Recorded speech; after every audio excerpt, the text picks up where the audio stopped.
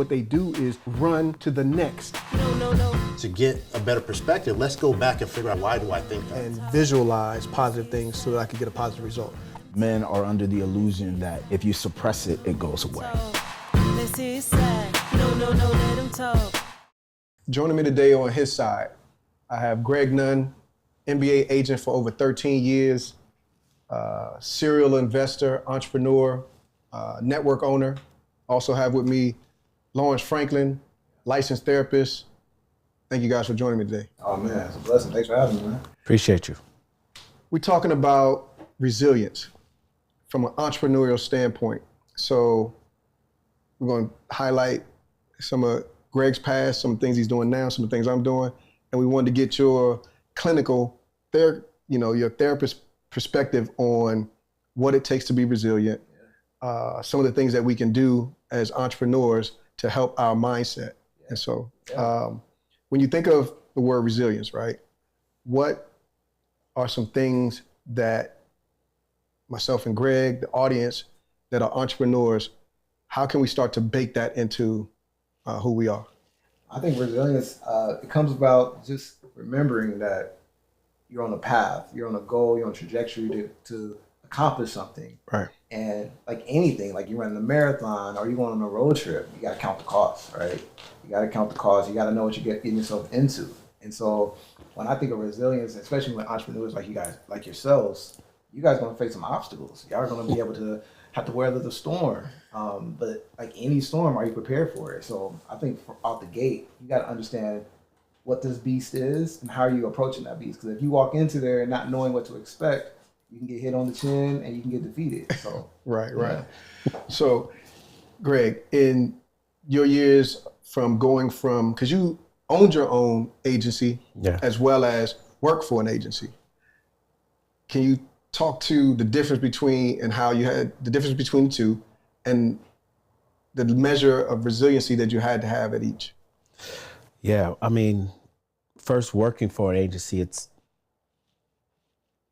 20 times easier because if you're recruiting 10 guys like you do, number one, your expense budget is expensed because you're not paying for it. Right. And if for some reason you have a bad year, you chalk it up and you still get your paycheck, you still take care of your family, and you go on to the next year. Now, opposed to having your own agency, if you're going after 10 guys and you're spending a certain amount of money on guys, if you don't get them, that's coming out of your pocket. So you just do the math. How long can you keep doing that before before it's not good business? Right. That's a lot of pressure, huh? So I would relate that to the entrepreneurial journey in general, right? Yep. Working at the agency is like being at the zoo. They're gonna come take care of you. Yep. You got they got medication. They're gonna feed you. When you got your own agency, you in the jungle. You only eat what you kill. Facts. Right? And you gotta be self-sustainable, right? So that would be the jungle zoo mentality. So as a licensed therapist, how would you see it? I see it as jungle zoo. How do you see the difference between corporate resilience and an entrepreneur journey? I think it's a responsibility. The weight that someone carries who has a 9-to-5, they don't really carry much. Like my man said, Greg said, it's like they don't have a lot of responsibility to carry. But if you don't show up, if you don't produce, not only is it you, it's your family, kids, wife, everyone's dependent on you, even the people that you're employing. And so I think the way I look at it is how are you managing that responsibility? How are you managing the expectations? Because there's a point when it comes to, like you asked the question, how much am I investing in this? And if I don't get a return, what is my capacity? How much time can I continue to invest in this and not get the results I'm looking at? And so I think that internal and emotional weight that someone's carrying, it's really heavy.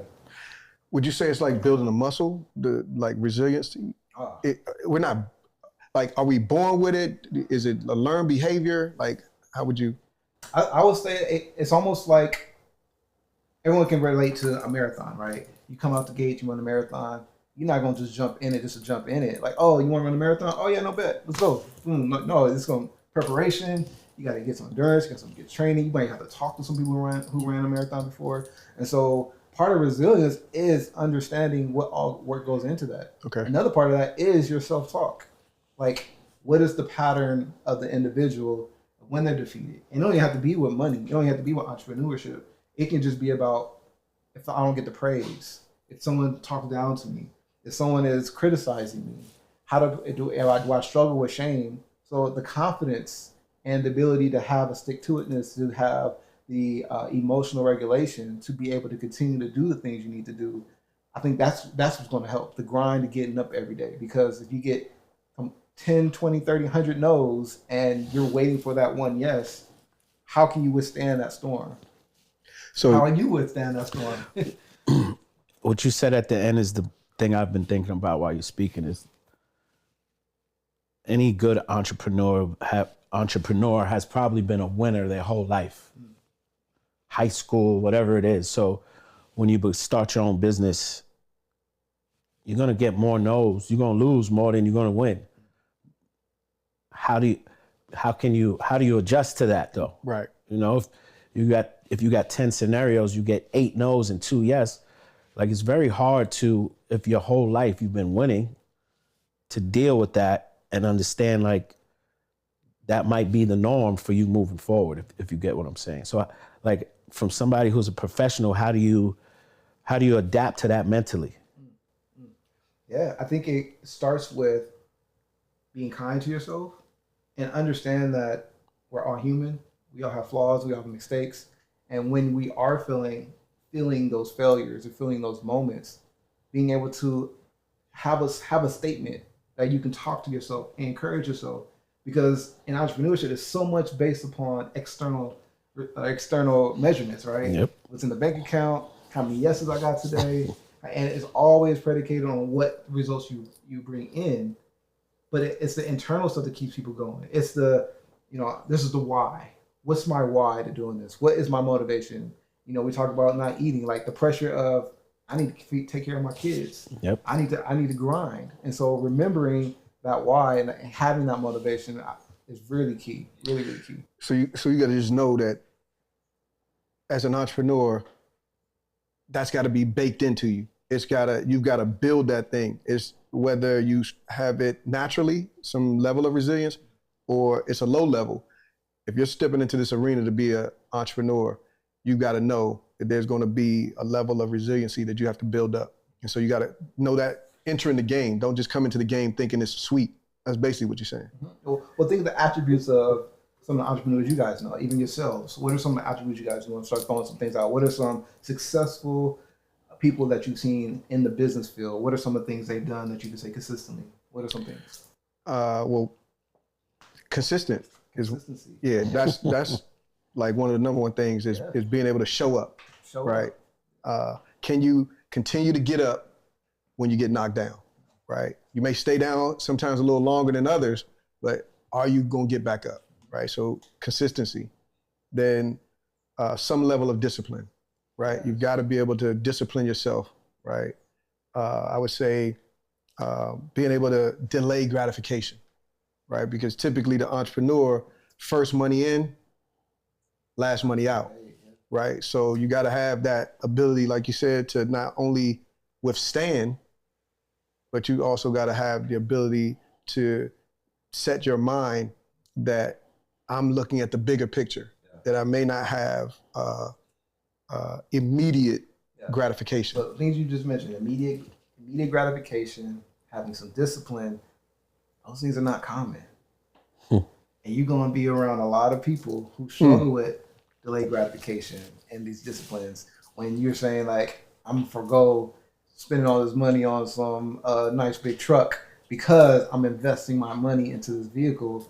How does an entrepreneur respond to that? They have to be prepared for that. When everyone's going left and you're trying to go right, I think having that internal conviction of, no, this is the right thing I'm to do.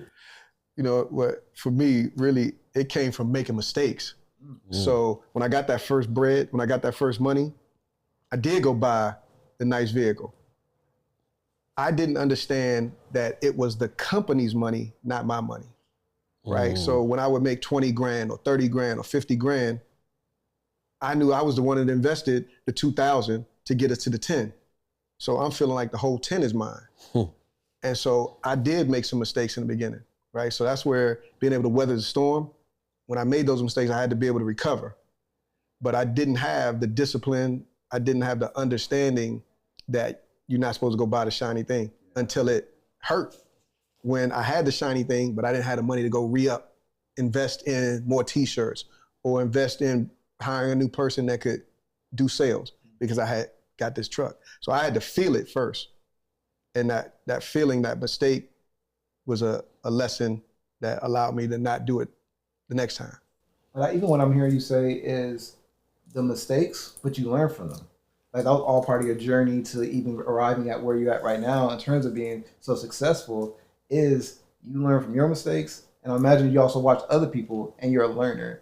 And what may take people out, you actually learn from that. It's like, okay, I just learned a better way to do it. I learned a different way of doing it. And so that reframing is really key. Am I looking at it as me being defeated and I can't do this, or this is another opportunity I've learned to do it better? Right, right. And even, me and Greg have done business before. I learned things from him. Like there were certain things. So I think sometimes it's also being around the environment, putting yourself in the right environment to where you're not the smartest person in the room, where the people that you're around can add value to you. They're not liabilities, they're assets. So some of the conversations, some of the way that I saw Greg move helped me to move in a better, more efficient way, right? And he added value. So that was another part of being resilient, is being around people that have been resilient, right? Having an example, because sometimes I didn't have that example. And it seems like it's a little harder when you're around people that don't have that ability when they give in or give, they are about instant gratification as opposed to delayed gratification. Or they're consistent, but not in a way that is going to progress them. Because everybody's consistent. It may just be in things that are not beneficial to them, right? And so separating yourself and knowing the difference between, these are people that are building, because there's an energy that comes from, like when I'm with Greg, there's an energy that comes from Greg. There's an energy that he emits. You can go into another space, ain't that same type of energy, right? And so you need to also be guarded. If you want to build that muscle, you got to be around people that are building the muscle. Absolutely. Having a community who value what you value, see what you see, and having those who are where you want to be. Right. And so being able to draw from them, having people around you can pull from when those things get hard. And rather than to try to reinvent the wheel, people can tell you this is the path you need to take, and stay there. Right. Stay there. Being able to stay put and stay the grind, no matter of the exterior or the subjective or objective things that are happening around you, is very key. Think about even playing ball, playing sports. You mentioned been in around the league for a minute.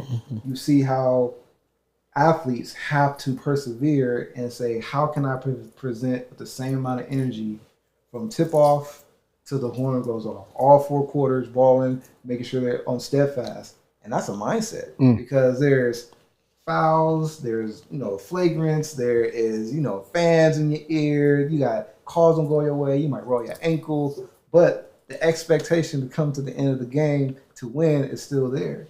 And so being able to overcome all those things, you got to go back into the huddle. You got to talk to your coach. You got to talk to your teammates and get focused. Okay, all these different things are happening right now that could be distractions. All these things happening that are adversities to our goal. We got to be able to block that out and let's keep the main thing and be focused. So on top of that, so attention, focus, and concentration are keys to being resilient.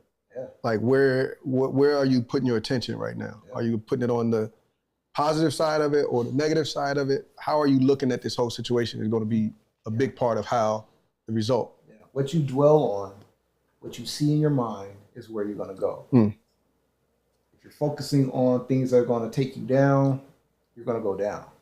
But if you're remembering where you're going, you remember the plan, you remember the goal, that's going to drive you. That's going to keep you steady. One of the things that I did a while ago was I did a contract with myself. And I I said it verbally at first, and then a few years later, I wrote it down.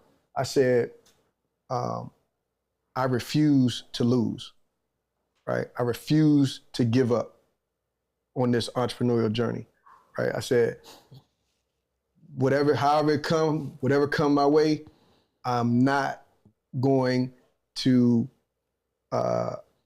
basically what I did was I burned the ships, right? Hey. And I did a contract with myself, say, hey, it's nothing wrong with having to supplement or do this or that, but I'm not going to give this journey up because I know this is the desire of my heart. This is who I am, even when it doesn't look like it. So I had to make a contract with myself, and I refused to lose. Yeah. So Greg, when he was talking, I heard you kind of chuckle a little bit. What thought came across your mind? Man, you know, being in the corporate world, which we are now, you know, it's the best lessons are still from the street, if that makes sense. So Jeff said it was very important about who you're around and who you're talking to. So speaking to Jeff and Jeff speaking to me, we bounce ideas off each other because we know we have been successful in certain areas. You know, I could be talking to an older dude from the neighborhood. He can be like, man, you need to do X, Y, Z. And I'm like, Look at you, man. if it was that easy, you do it for yourself. So I just say it's very important when you become an entrepreneur that you hang with entrepreneur types. So that's what made me chuckle. You know what you're saying? Because, you know, people have an idea, like they know the formula, but they're just still sitting in like the boat. They sitting on the couch. It's that risk, right? It's that risk is like how you mentioned, like you're burning the boats. Like I'm here, I'm gonna do it. And I think it takes a certain type of mentality for entrepreneurs like yourselves to really go out and get it, because it's not for everybody. It definitely ain't for everybody. And sometimes we feel like it ain't even for you. Facts. Right? Even though you in it, That's a good point, though. That you can't base your success as an entrepreneur based on how you feel. oh yeah. Because sometimes there are times where you don't feel like this is the right thing to do. You don't feel like you're heading in the right space. You don't feel like you're good enough. But for you guys, what kept you guys kept going? Like if that feeling is there, what worked for you guys to keep pushing forward? Okay, so the first thing for me was that growing up, I come from a single parent home, right? And so lots of family love. You know, I had grandparents that were very close, aunts, uncles, very close, lots of cousins and stuff. And even my biological father's family lived in the same community, but he just wasn't a part of the life. So there was one thing that immediately was like, I saw the energy that my mom put into me, and I was like, I gotta at some point be able to reciprocate that back, you know. And as soon as I can figure out a way to take some of the pressure off of her. Now she always had great jobs and was always professional and took care of it, but it was just, I saw the work that she put in, right? And so it was like, okay, I saw her work ethic, and I knew she actually raised me to be an entrepreneur. She was like, you can work a job, and job has its place. Careers have their place. But there's only a certain type of way to become financially free and be able to own your own time, right? So she always made a good living, but she didn't own her time. She had to be at work at a certain time. She had to take lunch within a certain period, and she had to get off work at a certain time. And so I don't think she wanted that for me, right? And so my grandfather was an entrepreneur as well. So seeing it early was attractive to me, right? And so I knew that I wanted to be able to support her, but I knew that a regular job wouldn't do it. And I was one of those kids that I was really good at sports, but I didn't have a natural talent. Like some people can draw, they can sing, they can dance. I wasn't that guy. I was more of the neighborhood kid that saw opportunities and was working to figure out how can I capitalize on these opportunities. Well, I might see your talent, but you're not using it properly, right? And I would figure out a way to make money with your talent. So I was good at seeing the best in other people when they couldn't see it in themselves and figuring out a way to how to make money from it. So, Greg, as being a entrepreneur and building a team. So you build your level of resiliency. I think we talked about this a week ago or so, a few days ago, where it's different when you have people working for you that don't have the risk that you have. And you have built yourself to a certain level to be able to manage and work through, but then you bring somebody on the team. How do you help your team build that resiliency or build that muscle? I know sometimes it's tough. So in our company, we talk about the 3 Ds: discipline, determination, dedication. And those 3 Ds, 90% of the people ain't gonna have all 3 of them. You know what I'm saying? So as an entrepreneur, I think as a successful entrepreneur, you gotta be a good leader. And you have to build positive reinforcement into the person who lacks one of those areas. And that was a hard adjustment for me. And that's a question for you, is that being a leader, as you are, like, how do you deal with people that aren't as driven as you? How do you deal with people that aren't as dedicated as you, aren't as disciplined as you, even though you have them working in your circle? So do you lash out and scream at them? Do you, coddle them? Is that gonna make them work? Like, what is I'm not saying there's a definite way to go about it. I'm just saying, what is the positive reinforcement way to go about it from your experience? Yeah, I think if you're trying to get someone to go from point A to point B and they're not moving to point B, I think first thing is understanding controls you can't control. Because if you start trying to force something and take on responsibility that you can't control, you might get really defeated and frustrated within yourself, and maybe even think that I can't do something or I'm not qualified. Yeah. And so I think first analyzing what is my responsibility and what's their responsibility. And so as someone who's a mentor who's pouring into your staff to encourage them, a lot of times it's, I'm going to provide you guys the resources. I'm going to share my education. I'm going to share my experience. I'm going to make myself available to you. Those are things you can't control. Yeah. But also, I like what you said earlier about some of the giftings and talents you had was I was able to see the giftings in other people.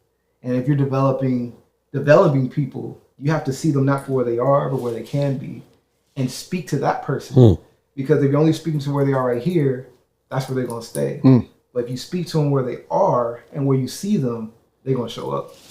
Yeah, it's like Wayne Gretzky used to say, I don't go where the puck is, I go where the puck is going to be, right? And that's what made me a lot better and even great compared to some of his peers. Facts. Where he always played to where the puck was going, not to where it was.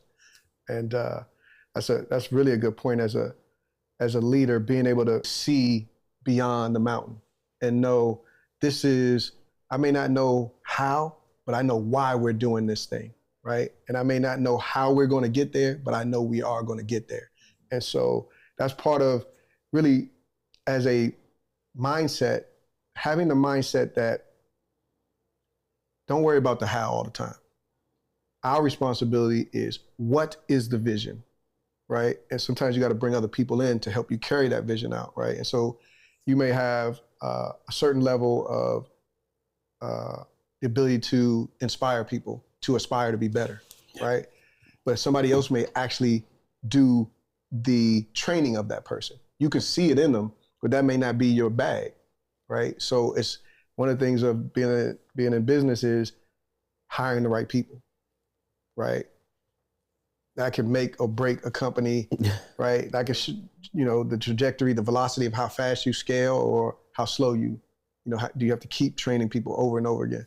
So to that point, I would say that, we have to be able to know ourselves first as leaders, right? Know what our strengths and weaknesses are, know our limitations, and know when to delegate, right? That was hard for me in the beginning. Is I'm trying to do everything, trying to, put my hand on everything and micromanage and get burnt out right there, right? And then also burning other people out. So understanding who we are as leaders and then understanding where a specific person is, but leading them to where you want them to go and having the resources, right, to be able to do that. Yeah, I was going to say, when you mentioned burnout, because as entrepreneurs, because you're carrying all that responsibility, you carry the weight, and getting that person from point A to point B, taking on maybe roles or taking on responsibility that shouldn't be held or belong to you, it can lead to burnout. So I think also one of the things I would imagine for a really successful entrepreneur like you guys is having that balance of self-care, and self-care and also self-regulation. So self-care meaning that things that you do regularly to nourish yourself, to keep going forward, to keep you at the objective that you're trying to accomplish. And self-regulation is being able to control yourself in those moments when you're frustrated, when you're irritated, when you're pissed off, when the coworker or your employee is not coming in or doing what they're supposed to do or bringing in those deliverables. How are you regulating yourself to speak to them, to that person you envision them to be when they're not arriving? But then also self-care, because stress is part of it, but being able to manage and nourish yourself, because nourishing yourself, like eating salad. No, you don't like eating salad. I might want a steak, I want some ribs or something every once in a while. But our diet is what feeds us. It's what nourishes us. So sometimes what nourishes us is not always going to feel good. We have things that will self-soothe us, things that will feel good in a moment and make us feel like enjoyable, or release those hormones in us that makes us feel pleasure. But sometimes having nourishment is not always what feels good. So being able to have that balance where I'm going to read something, I'm going to listen to something, I'm going to put myself in a situation that nourishes that drive, nourishes that focus, helps me keep that perspective of where I want to go. Having that regularly to nourish that is really helpful. Man, I think that was some words of wisdom. I think that's a good place to end this one. Thank you, Greg. Thank you, Lawrence. Thank you. As we always say, there's some good messages here, but men, keep strengthening.